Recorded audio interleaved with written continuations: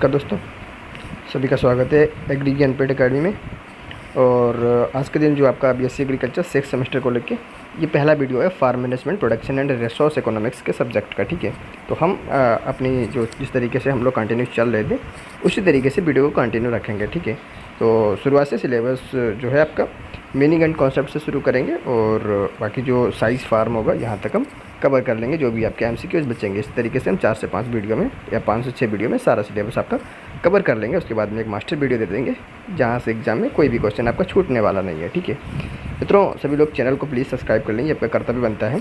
ठीक है, और आप अपनी पढ़ाई में ईमानदारी दिखाएं, हम अपने कर्तव्य के साथ फिर बात बनती है मित्रों। तो प्लीज़ सभी भाई बहनों से मेरा रिक्वेस्ट है, हम्बल रिक्वेस्ट है, चैनल को सब्सक्राइब करें, क्योंकि अगर आप लोग सब्सक्राइब करोगे तो हमारा रेटिंग बढ़िया जाएगा, आगे हम कुछ कर पाएंगे। ठीक है, वैसे भी आपको पता होगा कि इतने कम लोग हो, इतने से हम लोगों को कुछ नहीं मिलता है पीडीएफ बनाने में, ये सारी चीज़ें बहुत सारा समय लगता है। ठीक है, आप लोग समझदार हो मित्रों, एक सब्सक्राइब से कोई पैसा नहीं लगता है। हालांकि थोड़ा हमारा मनोबल बढ़ाता है, हमारा मनोबल बढ़ेगा तो हम आपका भी मनोबल बढ़ाएंगे। हमारी तो गारंटी हमेशा रहती है कि एक भी क्वेश्चन हमारे एग्री ज्ञानपीठ से बाहर नहीं जाने वाला है, केवल आप ढंग से करके जाइएगा।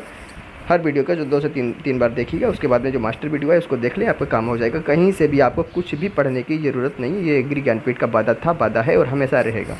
तो पहला क्वेश्चन क्या है मित्रों, फार्म मैनेजमेंट से। फार्म मैनेजमेंट का मुख्य उद्देश्य क्या होता है? तो ऑप्शन नंबर बी बोल रहा है कि लाभ अधिकतम करना, यानी अधिकतम लाभ के लिए उत्पादन बढ़ाना। तो उत्पादन बढ़ाना काफ़ी लोग सोचेंगे, पर हमेशा हर एक चीज़ से उत्पादन बढ़ाना नहीं होता है। ठीक है, क्वालिटी भी देखी जाती है। ठीक है, तो लाभ अधिकतम करना, लाभ अधिकतम कब होगा? जब क्वालिटी होगी, वो आगे हम आपको बताएंगे। ये क्यों कह रहा है कि लाभ अधिकतम करना, लागत कम करना, ऐसा कुछ नहीं है, ज़मीन की उपज बढ़ाना ये भी है। क्वेश्चन नंबर 2, फार्म मैनेजमेंट किस प्रकार का विज्ञान है? तो ऑप्शन नंबर सी एक अप्लाइड साइंस है। ठीक है, अप्लाइड साइंस है, कई सारी चीज़ें इसमें शामिल होती हैं, तो अप्लाइड साइंस है। क्वेश्चन नंबर 3, फार्म का अर्थ क्या होता है? ऑप्शन नंबर सी भूमि का वह भाग जिस पर फसलें उगाई जाती हैं और पशुपालन होता है। ठीक है, ऑप्शन नंबर सी के साथ जाएगा। चौथा क्वेश्चन, निम्न में से कौन सा फार्म का प्रकार नहीं है? देखो, कमर्शियल फार्म भी होता है, मिक्स्ड फार्म भी होता है, कलेक्टिव फार्म भी होता है, लेकिन मैकेनिकल कोई फार्म नहीं होता। ठीक है, कोई भी यंत्रीकरण नाम का कोई फार्म नहीं होता है। अगला है 5वां क्वेश्चन, सब्सिस्टेंस फार्मिंग में मुख्य रूप से क्या होता है? तो सब्सिस्टेंस फार्मिंग आपके सिलेबस में काफ़ी इंपॉर्टेंट है हिस्सा। तो ऑप्शन नंबर सी घरेलू उपयोग के लिए उत्पादन जो किया जाता है वो सब्सिस्टेंस फार्मिंग में किया जाता है। 6 नंबर क्वेश्चन है, फार्म की साइज को प्रभावित करने वाला कौन सा कारक नहीं है? भूमि की उपलब्धता भी है, जलवायु भी है, पूंजी भी है, लेकिन किसान की जाति थोड़ी ना होगी। तो ऐसे क्वेश्चन केवल इसीलिए देते हैं ताकि आप लोग कन्फ्यूज हों, और कन्फ्यूज आपको हम यहीं करेंगे, एग्जाम में नहीं करेंगे। ठीक है, इसलिए एग्री ज्ञानपीठ आपको पहले से ही मैच्योर करके इतना भेज देगा कि आपको कोई भी तरीके की कोई चिंता करने की बात नहीं है। 7 नंबर क्वेश्चन है, फार्म मैनेजमेंट का अन्य विज्ञानों से क्या संबंध है?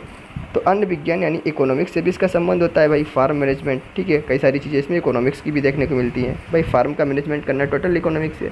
भूगोल से बिल्कुल कितना एरिया है, क्षेत्र है, ठीक है, ये भूगोल में आता है। गणित से बिल्कुल फार्म मैनेजमेंट कितना फार्म बनाएंगे, कितनी चौड़ाई लंबाई रखेंगे, तो ये गणित से संबंध हो गया। तो इकोनॉमिक्स, भूगोल और गणित तीनों से इसका संबंध होता है। ऑप्शन नंबर डी के साथ जाएगा। ठीक है, क्योंकि काफ़ी लोग इसमें ऑप्शन ए मार के आएंगे, मैक्सिमम लोग। ठीक है, तो ये ध्यान रखना मित्रों, ऐसे क्वेश्चन पूछते हैं। 8 नंबर क्वेश्चन है, प्रोडक्शन फंक्शन का तात्पर्य क्या है? Option number C production function का मतलब होता है इनपुट और आउटपुट के संबंध को दर्शाने वाला गणितीय रूप। इनपुट क्या होता है? जैसे आप जो चीज़ डालते हो, ठीक है, जैसे हमने खाद है, खेत में क्या करते हैं, खाद और पानी लगाते हैं, तो खाद डालते हैं और पानी लगाते हैं, तो ये हमारा इनपुट हो गया। अब खाद और पानी देने के बाद में हमें क्या मिलेगा? अच्छी फसल मिलेगी। जो फसल मिलेगी वो क्या होता था? हमारा आउटपुट। ठीक है, इसलिए इनपुट के बाद ही आउटपुट मिलता है। ठीक है, क्वेश्चन नंबर अगला 9 नंबर, जैसे हम लोग मेहनत कर रहे हैं तो ये क्या है? इनपुट है, और जब रिजल्ट आएगा तब क्या हो जाएगा? आउटपुट। तो अगर अच्छा इनपुट होगा तो आउटपुट भी अच्छा मिलेगा। क्वेश्चन नंबर 9 है, लॉ ऑफ डिमिनिशिंग रिटर्न किससे संबंधित है? बहुत इंपॉर्टेंट है मित्रों, ऐसे क्वेश्चन आते ही नहीं बल्कि 110% ऐसे क्वेश्चन आएंगे। तो ऑप्शन नंबर ए फैक्टर प्रोडक्ट रिलेशनशिप। ठीक है, तो फैक्टर प्रोडक्ट रिलेशनशिप से संबंध लगता है कौन? Law of diminish return. ठीक है, अगला है, आइसोक्वांट कर्व किसे दर्शाता है? तो किसे दर्शाता है? ऑप्शन नंबर ए हो जाएगा समान उत्पादन स्तर के लिए विभिन्न इनपुट कम्बाइनेशन को। ऑप्शन नंबर ए हो जाएगा 10 का। 11 नंबर क्वेश्चन, निम्न में से कौन सा प्रिंसिपल ऑफ फार्म मैनेजमेंट नहीं है? तो option number D principle of equity नहीं है। ठीक है, बाकी अपॉर्चुनिटी कॉस्ट प्रिंसिपल भी है, प्रिंसिपल ऑफ कंपैरेटिव एडवांटेज भी है, प्रिंसिपल ऑफ मैक्सिमम यूटिलिटी भी है। बाकी option number D principle of equity नहीं है। ठीक है, टोटल फिजिकल प्रोडक्ट यानी टीपीपी अधिकतम होता है जब। तो ऐसे काफ़ी क्वेश्चन, इस क्वेश्चन से आपके 2 से 3 क्वेश्चन बन सकते हैं अगर आपको ये फार्मूला याद है। तो टोटल फिजिकल प्रोडक्ट अधिकतम होता है जब option number M P P बराबर 0। ठीक है, एम पी पी का मतलब क्या होता है? मार्जिनल फिजिकल प्रोडक्ट है। ठीक है, ऑप्शन नंबर बी हो जाएगा। अगला क्वेश्चन नंबर 13, जब एम पी पी, ठीक है, एम पी पी शून्य होता है तब टी पी पी होता है। टी पी पी क्या होता है? तो ऑप्शन नंबर सी अधिकतम। एम पी पी जब शून्य हो जाएगा तब जो टी पी पी है वो अधिकतम हो जाएगा मित्रों, अधिकतम हो जाएगा, ऑप्शन नंबर सी।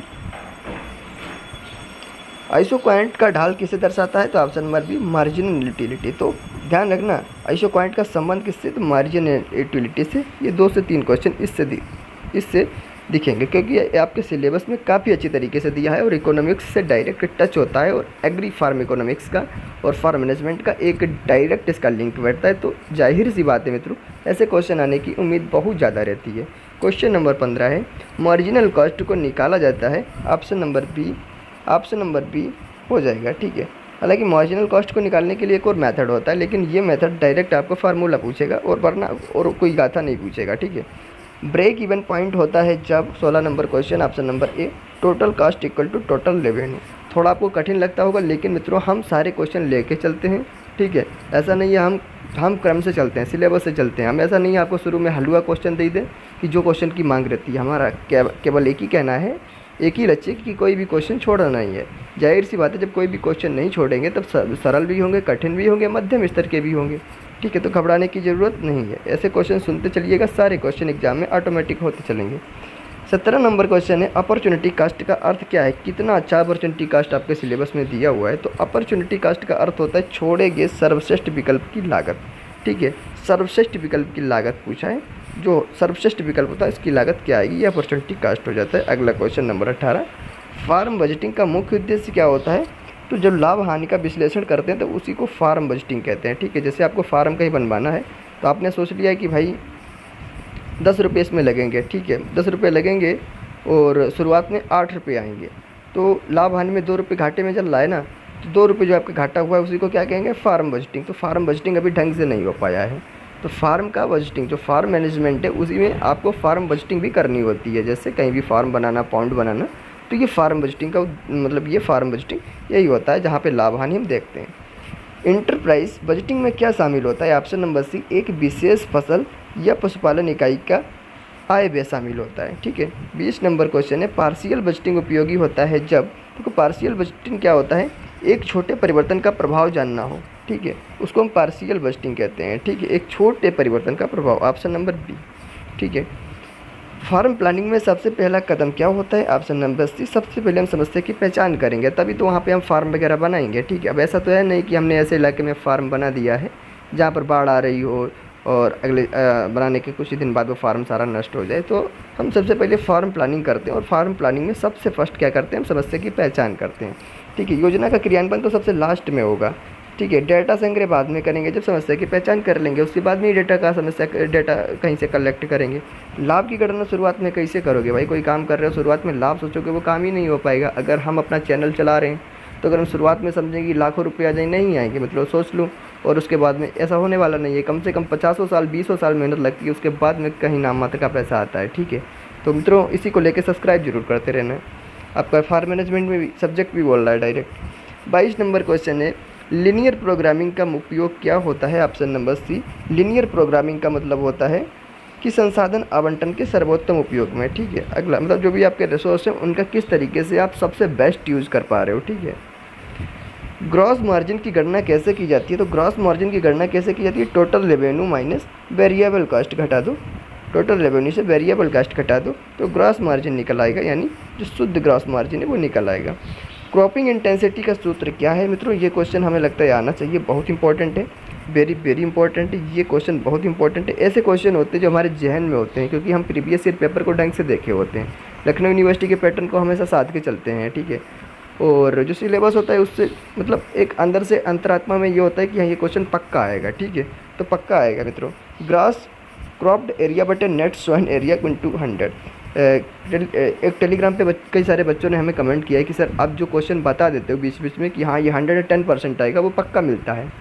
ठीक है, और मिलता ही नहीं है, बल्कि हम ये भी कह देते हैं कि 24 नंबर पे है, 24 नंबर पे ही दिख सकता है मित्रों। एक बार आप एक बार देखने की कोशिश करें आप, ठीक है। अब ये मैंने बोल दिया, इस क्वेश्चन को लिख के रख लेना आप, ठीक है, देखना। अगर ये डायरेक्ट हो सकता नहीं है, लेकिन हो सकता है ये आंसर का क्वेश्चन बना दे, पर आएगा जरूर मित्रों, ठीक है। अगला क्वेश्चन, कम से कम ऐसे हम 15 क्वेश्चन बताते हैं कि ये मार्क के रख लो भाई, 15 क्वेश्चन ऐसे बताते हैं तो समझ लीजिएगा आप। 25 नंबर क्वेश्चन क्या है, डाइवर्सिफाइड फार्मिंग का लाभ क्या है, तो ऑप्शन नंबर ए हो जाएगा, जोखिम कम करना, जोखिम कम करना।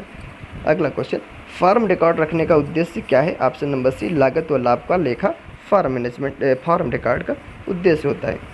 फिक्स्ड कॉस्ट में कौन शामिल नहीं है, देखो फिक्स्ड कॉस्ट में 20 की लागत शामिल नहीं है, ठीक है। भूमि कर बिल्कुल, ट्रैक्टर मरम्मत, डिप्रिसिएशन, ये सब, ठीक है। डिप्रिसिएशन का मतलब क्या होता है, जैसे टूट फूट होती है, जैसे हम मोबाइल लाए हैं 10,000 का, ठीक है, मान लिया उसकी स्क्रीन चली गई है, 2,000 की स्क्रीन पड़ गई, तो कितना हमें डिप्रिसिएशन तो हमें 2,000 का झेलना पड़ा, ठीक है। तो यही डिप्रिसिएशन होता है, उसका मरम्मत करवाना। फार्म बिजनेस एनालिसिस में प्रयुक्त अनुपात नहीं है, तो option number D, death rate नहीं है, ऑप्शन बाकी तीनों है, ठीक है। नेट इनकम का तात्पर्य क्या होता है, तो ऑप्शन नंबर ए, ग्रॉस इनकम का टोटल कास्ट से घाटा देने पर नेट इनकम निकल आएगी, ठीक है। मतलब जो ग्रॉस इनकम आई है उसको टोटल कॉस्ट से घटा देते हैं, ठीक है। जैसे कि मान लो नेट इनकम निकालना है, जैसे मान लो कि हमारा कोई छोटा मोटा बिजनेस है, उसमें 30,000 रुपये हमारे एक महीने में आते हैं, 5,000 रुपये में टोटल लेबर कास्ट सब कुछ निकाल देना होता है, कितने बचे, 25,000 रुपये बचे, तो हमारा नेट इनकम कितना हुआ, 25,000 रुपये, ठीक है। प्रोडक्ट रिलेशनशिप में आईओ रेवेन्यू लाइन का प्रयोग होता है, तो ऑप्शन नंबर सी, दो उत्पादों के बीच लाभ संतुलन दिखाने में ऑप्शन नंबर सी के साथ जाएगा। क्वेश्चन नंबर 31 से निम्न में से कौन सा कृषि उत्पादन का मुख्य तत्व नहीं है, तो ऑप्शन नंबर डी, विपणन नहीं है, और बाकी तीनों हैं। भाई विपणन तो सबसे अंत में आएगा, कृषि उत्पादन का पूछा है ना। कृषि उत्पादन के लिए सबसे पहले भूमि जरूरी है, भूमि के बाद में श्रम लगाओ, तभी तो उस पर मेहनत होगी, और श्रम लगाओगे भूमि पे तो भाई पूंजी लगाओगे, भाई पूंजी लगाओगे तभी, क्योंकि पूंजी, भाई श्रम को क्या दोगे, बदले में पूंजी दोगे ना, ठीक है। विपणन तो सबसे अंत में होगा, कृषि उत्पादन का मुख्य तत्व थोड़ा ही ना है विपणन, ठीक है। पता चले भाई अपने 3 बीघे में आलू किए हैं, लेकिन क्या हुआ, अचानक ऐसी कोई समस्या आ गई, मान लिया आलू 1 रुपये केजी हो गया, तो आपको बेचने से बढ़िया है फेंकना, तो विपणन वहाँ पे होगा ही नहीं। बाकी आपको भूमि पे तो खेती होगी, वो तो मजबूरी है करना, श्रम तो लगाना ही पड़ेगा, पूंजी तो लगानी पड़ेगा, ये तो तीनों करना ही पड़ेगा, कुछ भी हो मित्रों। लेकिन विपणन तक पहुँचने के लिए ज़रूरी नहीं उस चीज़ का विपणन हो जाए, ठीक है। कई सारी समस्याएं ऐसी आ जाती हैं तो विपणन तक नहीं पहुँच सकती हैं, ठीक है। जैसे कि मान लो आपने मक्का खेत में आपने बो दिया है, मक्का बोने के बाद में आजकल कई सारे ऐसे जानवर हैं जो खुला घूम रहे हैं, ठीक है। तो जो जानवर घूम रहे, हो सकता है मक्के आपकी छोटी हो और उसको बिल्कुल ऊपर से खा लिए हों, तो विपणन तक कैसे पहुंचोगे, विपणन मतलब बाजार तक, ठीक है। अगला क्वेश्चन है, लॉन्ग रन प्रोडक्शन में ऑप्शन नंबर बी क्या होता है। लॉन्ग रन प्रोडक्शन में सभी कारक परिवर्तनीय होते हैं, ठीक है, सभी कारक परिवर्तनीय होते हैं लॉन्ग रन प्रोडक्शन में, ठीक है। फैक्टर रिलेशनशिप को दर्शाने के लिए कौन सा कर्व का यूज होता है, तो ऑप्शन नंबर ए ये हो जाएगा, आइसो पॉइंट, ऑप्शन नंबर ए। देखो मित्रों, आइसो पॉइंट से संबंधित कोई भी क्वेश्चन है मत छोड़ना, ठीक है। तो ये फैक्टर रिलेशनशिप को भी दर्शाता है, इसका कर्व आइसो पॉइंट का, ठीक है। अगला question 34 number, net present value NPV को निकाला जाता है, तो ऑप्शन नंबर बी, वर्तमान मूल्य को जो प्रारंभिक निवेश से घटा देंगे, ठीक है, तो हमारा नेट प्रेजेंट वैल्यू निकल आएगा, एनपीवी निकल आएगा। और क्वेश्चन में ऐसे भी दे सकता है एनपीवी का फुल फॉर्म क्या होता है, तो ये आपके सिलेबस में डायरेक्ट टॉपिक दिया है, नेट प्रेजेंट वैल्यू, ठीक है। फार्म मैनेजमेंट में डिसीजन मेकिंग के लिए मुख्य उपकरण कौन सा है, बताओ भाई, कौन सा मुख्य उपकरण है। कोई नीति बिल्कुल नहीं, लेखांकन बिल्कुल नहीं, प्रोडक्शन फंक्शन है, प्रोडक्शन फंक्शन, ठीक है। प्रोडक्शन भाई, फार्म मैनेजमेंट का संबंध डायरेक्ट आपका प्रोडक्शन से है, नीति का कौन सा भाई इंस्ट्रूमेंट हो गया आपका, कोई नहीं हुआ, ठीक है। तो थोड़ा बेसिक नॉलेज भी और थोड़ा कॉमन सेंस लगा के चलना, तो क्वेश्चन अपने आप होते चलेंगे, ठीक है। 36 नंबर क्वेश्चन है, कोप डगल्स प्रोडक्शन फंक्शन में आउटपुट का स्वरूप होता है, तो कैसा होता है मित्रों, option number D, log linear का होता है, लॉग लीनियर का। प्रोडक्शन फंक्शन का प्रयोग किस में नहीं होता है, तो भूमि मापन में नहीं होता है भाई। प्रोडक्शन फंक्शन का मतलब क्या होता है बताओ। प्रोडक्शन फंक्शन का मतलब, देखो प्रोडक्शन हम करेंगे तो भूमि मापन से थोड़े नहीं करेंगे, कीमत निर्धारण एकदम सही, इनपुट का चयन करेंगे, बिल्कुल भाई इनपुट का चयन करोगे कि हमें इसमें खाद डालना है तो कितनी डालना है, पानी लगाना है तो कितना लगाना है, ठीक है। और आउटपुट पूर्वानुमान बिल्कुल लगाते हैं भाई, बिल्कुल लगाते हैं। आउटपुट पूर्वानुमान का मतलब कितनी उपज हो जाएगी। या तो फार्म मैनेजमेंट में मान लिया कि फार्म एक मैंने बनाया है, फार्म पाउंड, उसमें मैंने पानी भर दिया, मैं मछली कर रहा हूँ, तो उससे पहले हम कुछ अनुमान लगाते हैं कि हम इतना लगाएंगे तो इतना में बचत होगी। तो उसी हिसाब से हम प्लानिंग रखते हैं, तो उसी हिसाब से उसी को कहते हैं फार्म मैनेजमेंट। ठीक है, तो प्रोडक्शन फंक्शन का भी अनुमान लगाते हैं। तो प्रोडक्शन फंक्शन में ये तीनों शामिल है, बाकी ये भूमि मापन शामिल है। अब ऐसा थोड़ा ही ना है कि भाई आप भूमि मापने जाओगे। ठीक है, तो अगला क्वेश्चन है ऑपरेटिंग रेशियो। तो क्या है, तो ऑप्शन नंबर ए, ऑपरेटिंग कॉस्ट को घटा देंगे ग्रॉस इनकम से और इंटू 100 का मल्टीप्लाई कर देंगे, निकल आएगा आपका operation ratio, operating ratio. Question number 39 है कॉम्पिटिटिव प्रोडक्ट रिलेशनशिप में ऑप्शन नंबर बी, एक के बढ़ने से दूसरा घटता है। मान लिया कि देखो कॉम्पिटिटिव प्रोडक्शन रिलेशनशिप में एक को बढ़ाएंगे तो दूसरा घटने लगेगा ऑटोमेटिक। कंप्लीमेंट्री रिलेशनशिप का उदाहरण क्या है, तो ऑप्शन नंबर डी, मक्का और मूंगफली कंप्लीमेंट्री। देखो आपने कंप्लीमेंट्री क्रॉप्स वगैरह पढ़ी होंगी एग्रोनॉमी में, तो जाहिर सी बात है आपका सिलेबस यहाँ पर भी बोल रहा है कंप्लीमेंट्री रिलेशनशिप, आपका सिलेबस बोल रहा है। ठीक है, फार्म मैनेजमेंट का व्यवहारिक दृष्टिकोण किस पर आधारित होता है, तो ऑप्शन नंबर बी, लाभ हानि विश्लेषण पर आधारित होता है, लाभ हानि विश्लेषण पर। ठीक है, इकोनॉमिक्स में इनपुट का तात्पर्य क्या होता है, तो ऑप्शन नंबर बी, मैंने बताया था ना, संसाधन जो है खाद जो भी आप दे रहे हो, खाद है, पानी है, बीट को बाहर करने, खरपतवार को बाहर निकालने के लिए जो आप मशीनरी यूज़ करते हो, ह्यूमन मनुष्य को लगाते हो। ठीक है, तो ये सब संसाधन ही होते हैं ना। इलास्टिसिटी ऑफ प्रोडक्ट, देखो मित्रों पिछली बार इलास्टिसिटी से क्वेश्चन आए थे, काफ़ी क्वेश्चन आए थे, घुमा फिरा के आए थे। ठीक है, तो इलास्टिसिटी को भी कायदे से देखना है। ठीक है, इलास्टिसिटी ऑफ प्रोडक्शन का मतलब क्या होता है, ऑप्शन नंबर सी, एमपीपी का भाग एपीपी से देते हो। सारी चीज़ें हम मास्टर वीडियो लाएंगे, उसमें ये सब कवर कर देंगे कि एमपीपी एपीपी क्या होते हैं। आप गांठ बांध के अमृत पी के एक तरीके से एग्जाम हॉल में चले जाओगे, कोई भी क्वेश्चन आपसे नहीं छूटेगा, ये एग्री ज्ञानपीठ का वादा है।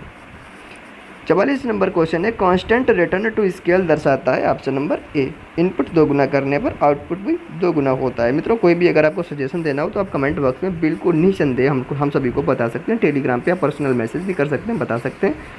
ठीक है, क्योंकि हम आपके फीडबैक के लिए हमेशा तैयार रहते हैं और हमें जो आप फीडबैक देते हैं उसमें हम सुधार करते हैं। जो भी सुधार करने की चीज़ें हमें तत्काल बताएं। आप भाई मित्र हो तो आप नहीं बताओगे तो कौन बताएगा, आपके बिना हम लोग बिल्कुल शून्य हैं। ठीक है, अगला है क्वेश्चन नंबर 45, प्रोडक्शन फंक्शन में स्टेज 3 का मतलब क्या होता है, तो ऑप्शन नंबर बी हो जाएगा, इनएफिशिएंट यूज़। फार्म प्लानिंग के तहत किया गया सुधार क्या कहलाता है, क्या कहलाता है, तो करेक्टिव प्लानिंग, करेक्टिव प्लानिंग। तो फार्म मतलब किस तरीके से आप करेक्ट करके वो प्लानिंग कर रहे हो, तो फार्म प्लानिंग, जिससे आपने एक रूल सुना होगा, मुझे करेक्ट ध्यान नहीं आ रहा है, आगे आएगा तो बताऊंगा। तो फार्म प्लानिंग के तहत किया गया सुधार कहलाता है corrective planning, option number D के साथ जाएगा। 47 नंबर क्वेश्चन, LAC यानी लॉन्ग रन एवरेज कॉस्ट, एक लॉन्ग रन एवरेज कॉस्ट होता है, उसके कर्व पूछता है, तो उसका कर्व कैसा होता है, उसके कर्व का स्वरूप क्या होता है, तो ऑप्शन नंबर यू शेप का होता है। तो LAC यू शेप का होता है, यू शेप का। ठीक है, यानी लॉन्ग रन एवरेज कॉस्ट का स्वरूप जो होता है वो यू शेप का होता है। कैपिटल की प्रकृति क्या होती है, तो ऑप्शन नंबर बी, मानव निर्मित। भाई कैपिटल पूंजी, पूंजी तो मानव निर्मित तो होती है। ठीक है, अब प्राकृतिक ऐसा तो है नहीं ऊपर से वर्षा हो गई हो, मुक्त कैसे रहेगा भाई, मुक्त कैसे रहेगा, अप्रभावी भाई, अप्रभावी कैसे रहेगा। हम आपको 5 रुपये दे रहे हैं तो उसका कोई प्रभाव ही नहीं पड़ेगा भाई। 5 रुपये आप ले जाओगे कहीं खर्च करोगे तो प्रभाव तो पड़ेगा ना, भले निगेटिव पड़े, भले आप 5 रुपये का बीड़ी पी डालो, या तो 5 रुपये का आप अच्छी चीज़ कोई हेल्थ वाली चीज़ खा लो, पी लो। ठीक है, तो प्रभाव पड़ेगा, भले निगेटिव हो या पॉजिटिव, पर अब प्रभाव ही नहीं रहेगा। लैंड की सप्लाई होती है, तो 49 का ऑप्शन नंबर बी हो जाएगा, इनएलास्टिक होती है, इनएलास्टिक। ठीक है, इनएलास्टिक है, सॉरी। ग्रॉस क्रॉप्ड एरिया क्या है, तो ऑप्शन नंबर सी हो जाएगा, नेट सोन एरिया, यानी जो शुद्ध जो बुवाई का क्षेत्र होता है और उसमें जोड़ देंगे एरिया सोन मोर देन वंस। ठीक है, ऑप्शन नंबर सी हो जाएगा 50 का। ठीक है, 51 नंबर क्वेश्चन, एकल फसल यानी मोनोक्रॉपिंग का मुख्य नुकसान क्या है, तो सी नंबर, मिट्टी की उर्वरता घटना। भाई मोनो मतलब एक ही खेती बार बार करना। भाई अब अभी हम आपसे बोलें कि भाई आपको हम रोज़ाना आलू की सब्ज़ी खिला रहे हैं और सालों साल आप आलू की सब्ज़ी खा रहे हो, कई सारे लोग होंगे, 100 में से 1 लोग होगा, हो सकता है वो खा ले, लेकिन बहुत मुश्किल हो। तो एक ही चीज़ खाने से आप लोग क्या हो जाओगे, हो सकता है आप दुबले भी हो जाओ। क्यों? क्योंकि एक ही चीज़ खाओगे, खाने में मन नहीं लगेगा। पहले तो आप 10 रोटी खा लेते थे, लेकिन अब तो धीरे धीरे 3 खा रहे हो, 4 खा रहे हो, क्योंकि एक ही चीज़ मिल रही। तो आपकी उर्वरा शक्ति कम होगी ना, आपकी हेल्थ पे प्रभाव पड़ेगा ना, तो बिल्कुल पड़ेगा। वैसे ही भूमि पे लगातार एक ही खेती करोगे तो फिर भूमि में न्यूट्रिएंट ही नहीं मिल पाएंगे। जैसे मान लो कि आजकल क्या होता है, जैसे सरकार ने क्या किया है, गेहूँ पे अच्छा पैसा मिल जाता है, गन्ने पे अच्छा पैसा मिल जाता है, तो पंजाब में किसान क्या करते हैं, गन्ने, सॉरी, कई जगह के किसान क्या करते हैं, हमारे यहाँ अपने यहाँ देख लो यूपी में गन्ना बहुत ज़्यादा होता है, लोग गन्ना ही गन्ना करने लगते हैं, ठीक है। तो क्या होता है, उपज कम हो जाती है। अगर आप एक फसल में गेहूँ कर रहे हो, बार बार गेहूँ ही कर रहे हो, तो फिर उत्पादन कम होने लगता है, ठीक है। अगर आप एक बार गेहूँ करोगे, मतलब कई सारी डाइवर्सिटी, विविधता लाओगे भाई। एक बार नकदी फसल कर लो, फिर आप ज़्यादा खाद चाहने वाली कर लो, फिर कम खाद चाहने वाली कर लो, फिर ज़्यादा पानी चाहने वाली, फिर कम पानी चाहने वाली, और कभी दाल वाली कर लो, फिर बिना दाल वाली कर लो। अगर ये पैटर्न चलता रहेगा तब आपकी भूमि की उर्वरा शक्ति भी मजबूत रहेगी। इसी को क्या कहते हैं, फसल चक्र कहते हैं। तो आज के दिन हमारे यहाँ किसान भाई जो है फसल चक्र से पीछे हटते जा रहे हैं। फसल चक्र का जो क्राइटेरिया था उसको फॉलो अप नहीं कर पा रहे हैं, ठीक है, जिससे क्या है, उत्पादन भी घट रहा है। अब सरकार अगर एमएसपी गन्ने पे दे रही है तो सारे जितनी भी हमारे किसान भाई हैं तो गन्ने उगाते चले जा रहे हैं, गेहूँ पे दे रही है अच्छी तो गेहूँ उगाते चले जा रहे हैं। तो कई सारी ऐसी चीज़ें हैं, तो सरकार को भी थोड़ा एमएसपी पे भी ध्यान देना चाहिए। और अगर सरकार एमएसपी नहीं देती है तो वो भी सबसे बड़ी समस्या।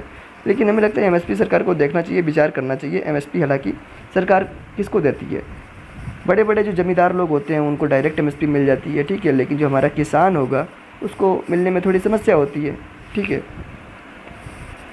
फिक्स्ड फार्मिंग का प्रमुख लाभ क्या है, ऑप्शन नंबर बी हो जाएगा लाभ की विविधता। मिक्स्ड फार्मिंग का लाभ की विविधता। भाई मिक्स्ड फार्मिंग में लाभ की विविधता का मतलब क्या हुआ, जैसे मिक्स्ड फार्मिंग होती है इसमें कई सारी चीज़ें करते हैं। उसमें हम एक तरफ फसल है, एक तरफ हमारे जानवर भी हैं, ठीक है, चारा भी कर सकते हैं। तो कई सारी चीज़ें हमें मिलती हैं, यानी कई सारी चीज़ों की विविधता रहती है, ठीक है, विविधता यानी डाइवर्सिटी दिखाई देती है। निम्न में से कौन सा फार्म रिकॉर्ड का प्रकार नहीं है, तो फार्म रिकॉर्ड का प्रकार, खेत का नक्शा कोई फार्म का रिकॉर्ड नहीं होता है। नकद खाता और व्यक्तिगत खर्चा ये सब फार्म में रिकॉर्ड रखे जाते हैं, ठीक है। अब खेत के नक्शे को फार्म में रिकॉर्ड करके कहाँ हम जगह भरेंगे, फाइल इकट्ठा करेंगे, ठीक है। 54 नंबर क्वेश्चन है, लीनियर प्रोग्रामिंग की शर्त नहीं है, तो अनिश्चितता नहीं है भाई, अनिश्चितता। बाकी समतुल्यता, धनात्मकता बोलता सब है, लेकिन ऑप्शन नंबर डी यानी अनिश्चितता नहीं है। 55 नंबर क्वेश्चन है मित्रों, प्रोडक्शन फंक्शन का स्टेज 2 दर्शाता है, क्या दर्शाता है, तो option number B decreasing returns but positive MAP, मतलब पॉजिटिव एमपीपी दिखाता है और जो रिटर्न होता है वो डिक्रीज कर दिया जाता है। किसमें, प्रोडक्शन फंक्शन का जो स्टेज सेकंड होता है। ये क्वेश्चन थोड़ा बहुत डीप में चला जाता है मित्रों, ऐसे क्वेश्चन कोई नहीं कर पाएगा, लेकिन कौन करेगा, जो एग्री ज्ञानपीठ से जुड़ा होगा वही कर पाएगा। निम्न में से कौन सा फार्म मैनेजमेंट का अंग नहीं है, तो ऑप्शन नंबर डी बीमा। देखो मित्रों एक चीज़, मतलब आप मत करना कि जो हम बता रहे हैं क्वेश्चन इसमें से जो इंपॉर्टेंट है वो कर लिए, ठीक है, ऐसा मत करना। यहाँ पे जो इंपॉर्टेंट है वही बताए जा रहे हैं आपको, जो आने वाले हैं वही बताए जा रहे हैं। बाकी हम फालतू का तो तमाम आपका पढ़ा सकते हैं, आपको हज़ारों क्वेश्चन कर सकते हैं, उनका कोई मतलब नहीं रहेगा। पढ़ा एग्जाम हो तो आप हज़ारों क्वेश्चन करके जाइएगा, उसका मतलब बनता है आपको सिर्फ क्या करना है, सिर्फ एग्ज़ाम को क्रैक करना है, ठीक है।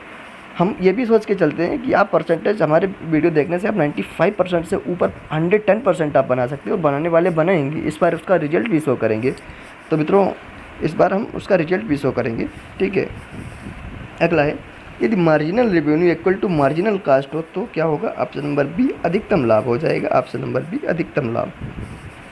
निम्न में से कौन से आंकड़े नॉर्मेटिव इकोनॉमिक्स में आते हैं, तो ऑप्शन नंबर बी हो जाएगा नीति सुझाव, हो जाएगा नीति सुझाव, ऑप्शन नंबर बी। कैपिटल की एक विशेषता क्या है, ऑप्शन नंबर बी 6 सील होता है। अगला क्वेश्चन, फार्म प्लानिंग में शेडो प्राइस का अर्थ होता है, ऑप्शन नंबर बी एक संसाधन की मूल्यवानता।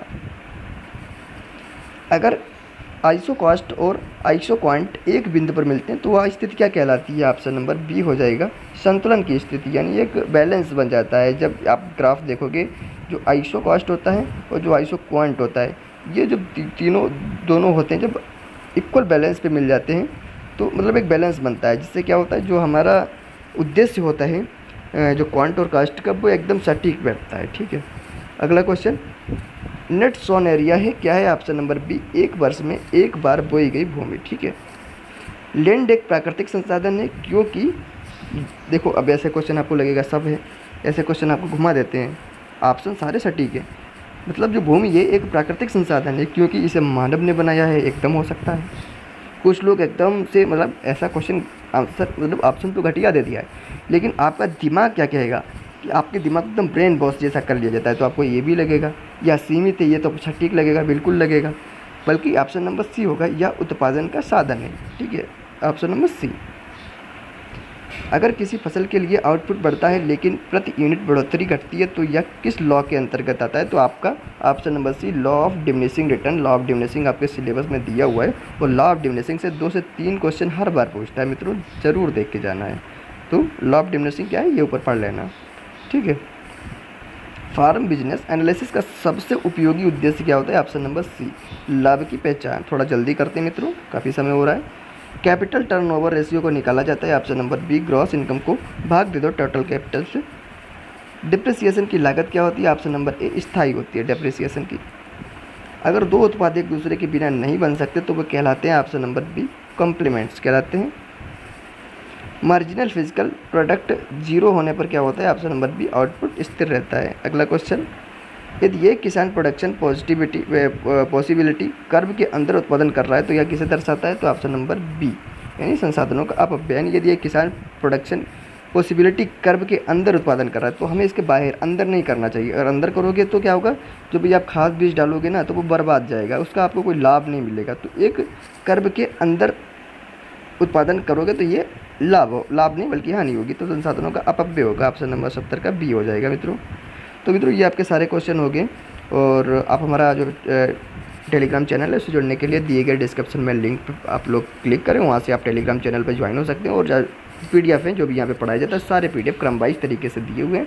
एक PDF वहाँ पर आपको मिल जाएगा, कहीं भी भटकने की ज़रूरत नहीं है। वहाँ पे हम लोग पेड क्विज भी अब शुरू करने वाले हैं, ताकि एग्जाम से पहले आप 200-300 क्वेश्चन पेड क्विज के माध्यम से लगा के जाएँ, ठीक है।